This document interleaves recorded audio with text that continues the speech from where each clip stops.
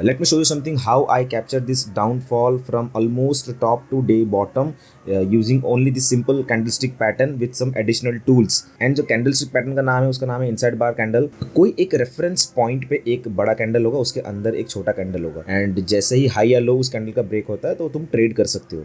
But it all depends on the context. Market का context क्या है, तुम्हारा बायस क्या है. अपने निफ्टी के केस में अगर अपने देखें तो बाजार में इतना बड़ा फॉल आ रहा है, इस फॉल के अगेंस्ट में अगर बाई आ रहा है तो मेरे को कॉन्फिडेंस तो नहीं आएगा बाई करने में.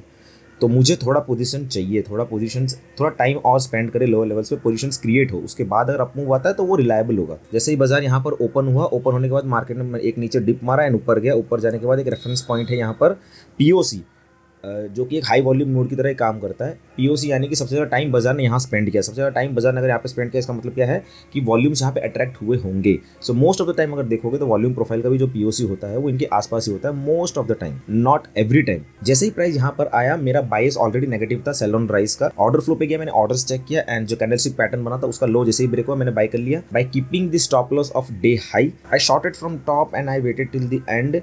एंड वहाँ पर मुझे कुछ पॉइंट्स मिल गए एंड एंड में मैं तुम्हें बता दूंगा कितने पॉइंट्स मैंने कैप्चर किए. I just open the order flow and check the orders. यहाँ पर प्राइस आया, यहाँ पर एब्जॉर्प्शन हुआ बायर्स का, और यहाँ पर प्राइस ने यहाँ पर एक हॉल्ट लगा. जैसे इसका लो ब्रेक हुआ मैं बाई किया एंड मेरा टारगेट कुछ ये लेवल पे था, तो मैंने एग्जिट इसके आसपास कहीं कर दिया.